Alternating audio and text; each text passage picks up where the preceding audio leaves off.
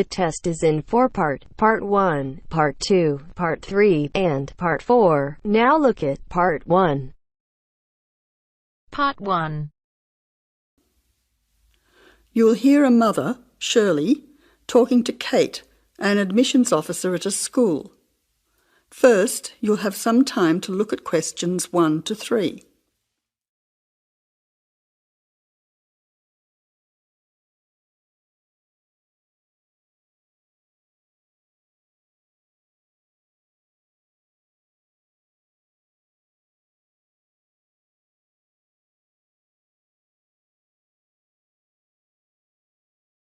Now listen carefully and answer questions 1 to 3. Good morning, you must be Shirley Peters. My name's Kate. Yes, hello, I'm Shirley Peters. Nice to meet you. You have a 10 o'clock appointment with us. That's right. I'm supposed to go to the admissions office. Is that here? Yes, it is. Please take a seat as I have several forms for you to fill in to enable you to enrol your son at this school. We have a form for your name, address and so on, one for the health of your son, and one for him to choose extra subjects to join in. Thank you. Now, firstly, this form is just so we have a record of your son's personal details. Can you fill it in for me? Yes, I'll do that now.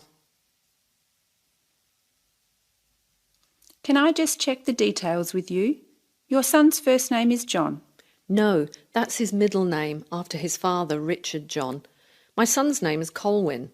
Can you please spell it Colwyn, not Colwyn, as some people do? Yes, I'll make a note of that. And how old is Colwyn? I've put down that he's entering year 6, so therefore he's 11 years old, turning 12 this year. So at the moment, he's 11. Yes, correct. You now have some time to look at questions 4 to 10.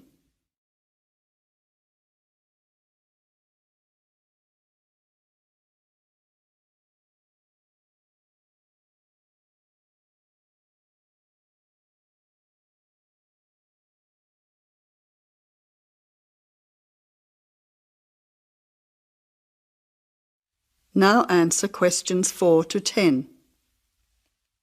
Let's move on to your address. Do you live at 7 Watley Crescent, Mount Lawley? Yes, that's right. The street is spelt Whatley Crescent in Mount Lawley. Yes, I can see you've written that. Which phone number is best to contact you on? Well, I'm out and about doing things during the day, so probably my mobile rather than the home number. So that's 041 3325 888. Yes, 041 3325 888.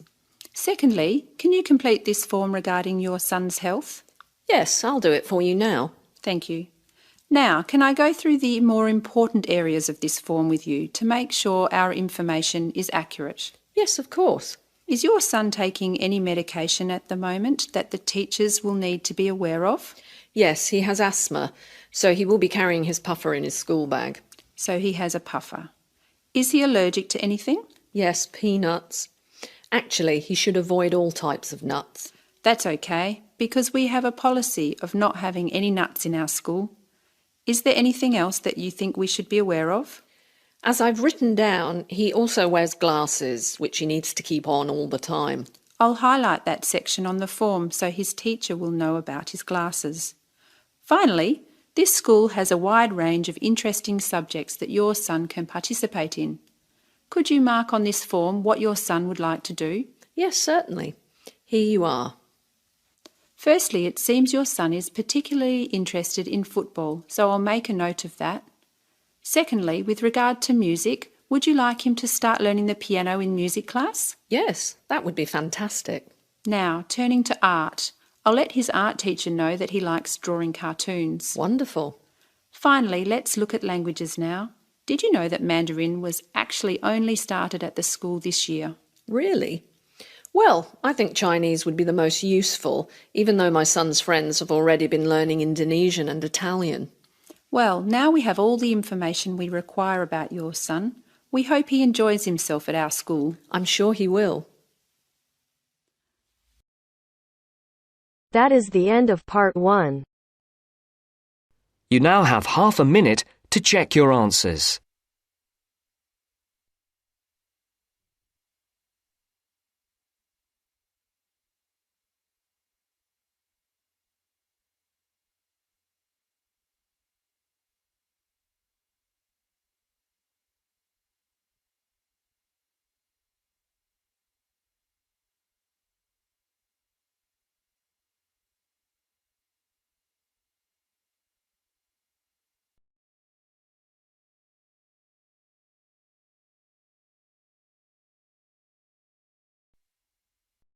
Now turns to Part 2. Part 2. You will hear an extract from a radio programme for people who live abroad. Listen and answer questions 11 to 17.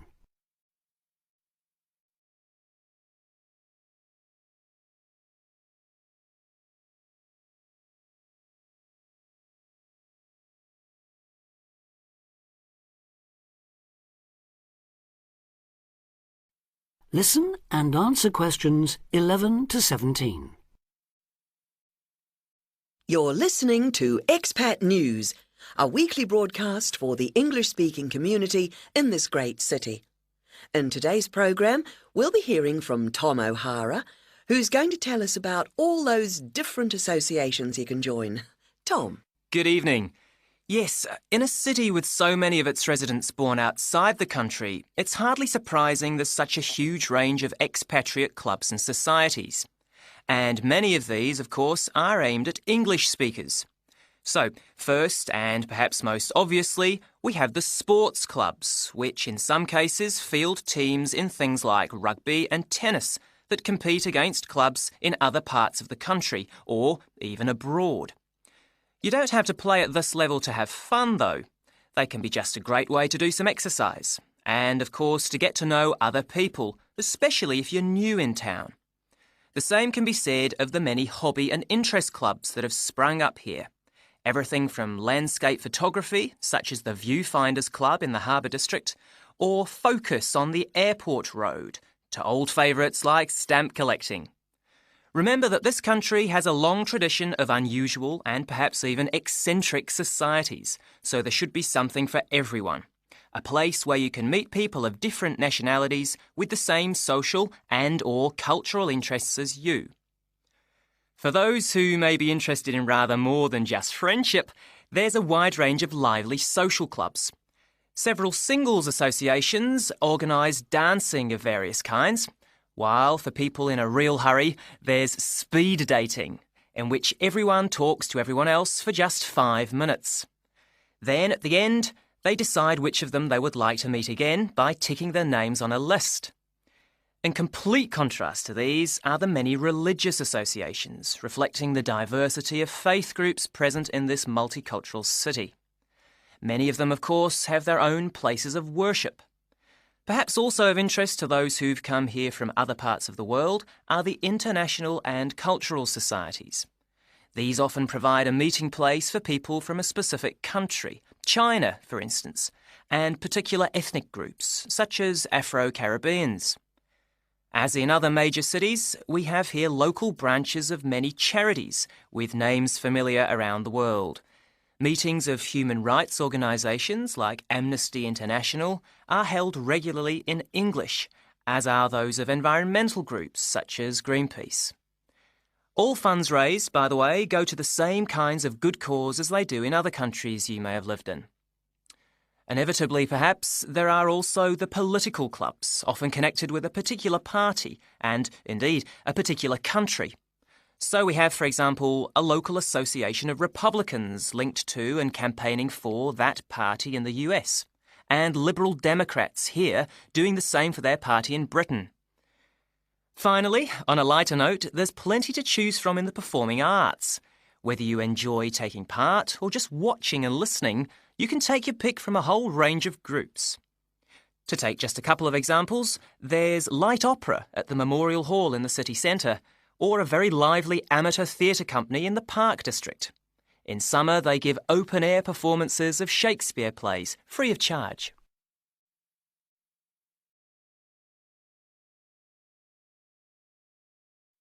Now answer questions 18 to 20.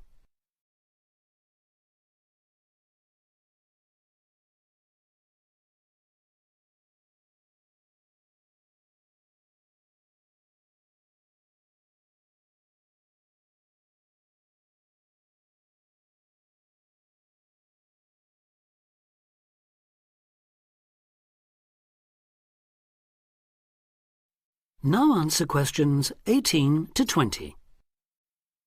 I should mention at this point that clearly some districts have a higher concentration of English-speaking clubs than others, and that certain parts of town tend to specialise in particular activities. An obvious example would be the number of water sports clubs down near the river. Whatever the number though, they usually have one thing in common. With the exception of a few associations linked to particular countries and supported by their embassies here, in the vast majority of cases, it is the individual members who fund them, so an entry fee or a subscription will be charged. You may be used to council-subsidised sports centres and the like in your home country, but I'm afraid that's not the case here. Assuming you can afford it then, you can be fairly sure that somewhere out there you'll find a club that caters for your own particular fascination. If it's very important to you and you intend to spend a lot of time on it, it might even determine which district of the city you decide to live in. In the unlikely event that you really can't find such a club, the solution is to try to persuade friends and anyone else you meet of the need for one. You could also use the local small ads on the internet to suggest the idea.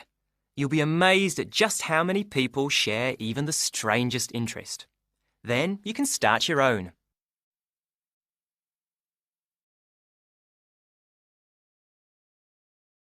That is the end of part 2. You now have half a minute to check your answers.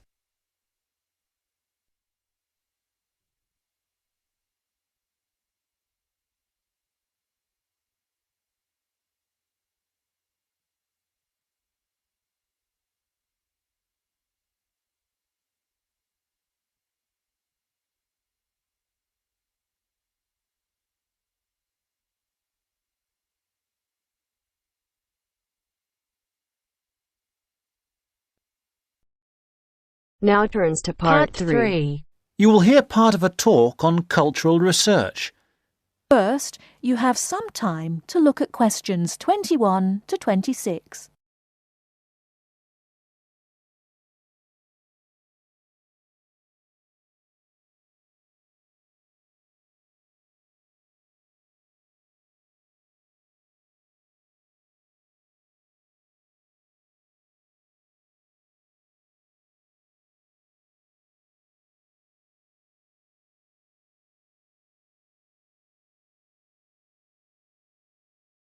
Now listen carefully and answer questions 21 to 26. Having referred briefly to the general definition of culture, I want to move on to an example of cultural research in action, a real example of what researchers into culture are doing. This is a study done in 2004 into the global teenager hypothesis. Now, the global teenager hypothesis states that the values and attitudes of teenagers all over the world have become very similar, that teenagers are part of a global culture, rather than a national or a regional one. This study investigated the subject of materialism in 3 different cultures. It asked if teenagers' attitudes to materialism were similar or different in those 3 different cultures. I'd like to go through the main points of this study because I think it demonstrates the interest and usefulness of this kind of research. The research took a sample of 556 high school students of between 14 and 17 years of age from 3 countries. The 3 countries, being also 3 differing cultures, were China, Japan, and the USA. The high schools were in medium-sized cities, and the students came from middle-class areas. There were 172 respondents from China, 168 from Japan, and 216 from the USA. The students were asked to reply to a questionnaire or survey which consisted of 7 statements. They were asked to say if they agreed or disagreed with the statements. The questionnaire was filled in during the students' regular class time. I'll give you some examples of the statements in the questionnaire. And, by the way, if you want to look into this in further detail, I've got the reference here. Let me see. Oh yes, it's the International Journal of Consumer Studies, Volume 28, Number 4 of September 2004. The first statement was, "It is really true that money can make you happy." Respondents were asked, as they were asked about all the statements, to give their answer on a scale of 1 to 7. 1 on the scale indicated, "I strongly disagree." 4 on the scale was neutral. And 7 on the scale was, "I strongly agree." The second statement was, "My dream in life is to be able to own expensive things." And the fifth was, "Having the right possessions is the most important thing in life." Let's look at some of the results.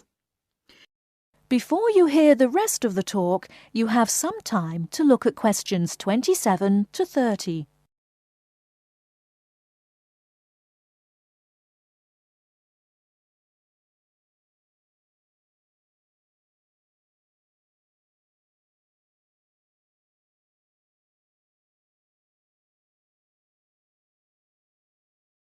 Now listen and answer questions 27 to 30.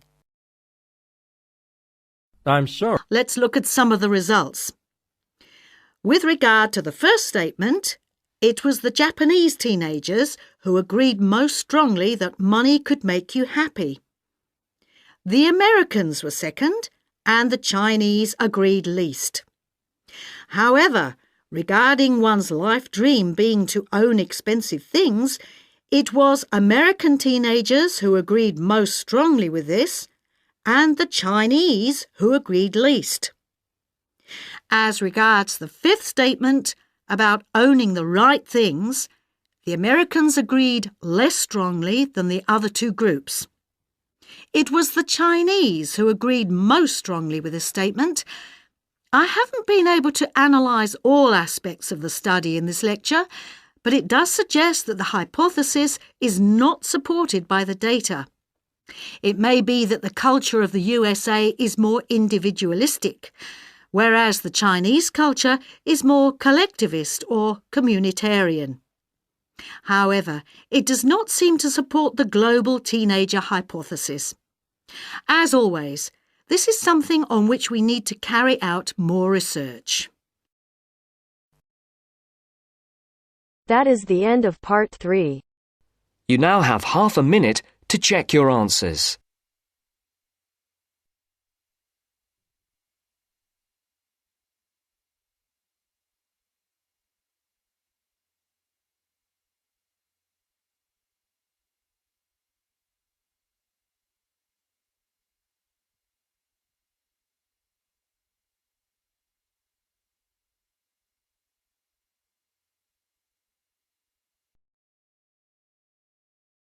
Now turns to part 4. Part 4. Hear a lecture. Questions 31 to 40 are based on the lecture. Before you listen, please look at questions 31 to 40.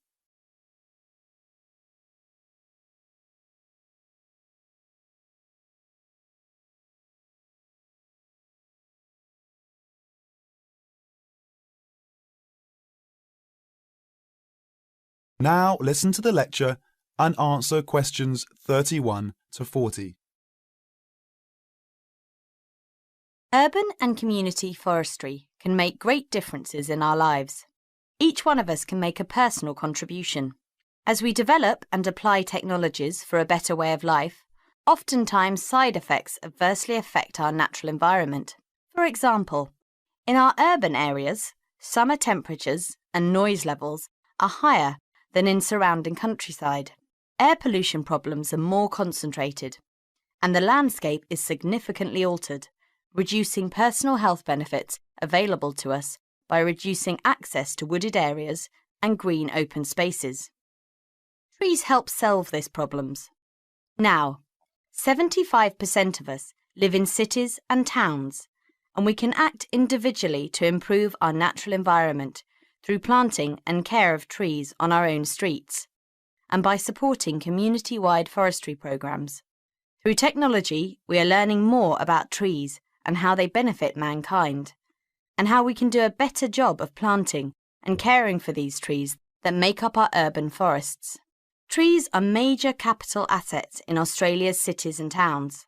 Just as streets, sidewalks, sewers, public buildings and recreational facilities are part of a community's infrastructure, so are publicly owned trees.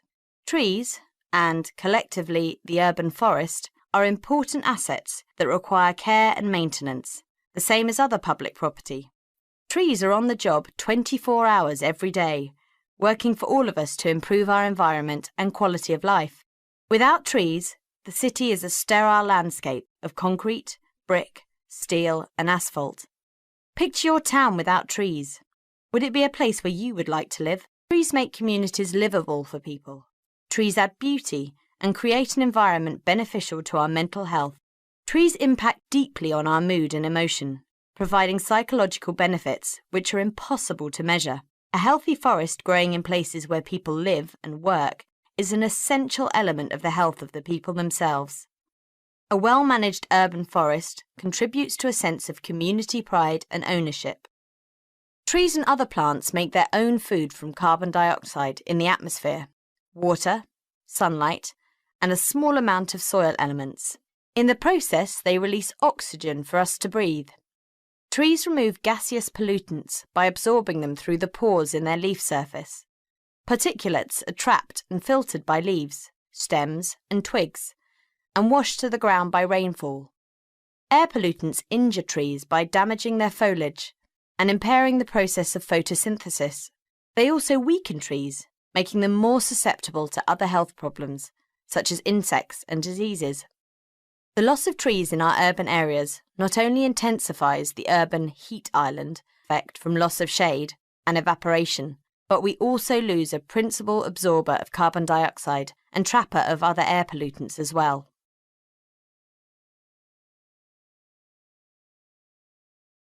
That is the end of part 4. You now have half a minute to check your answers.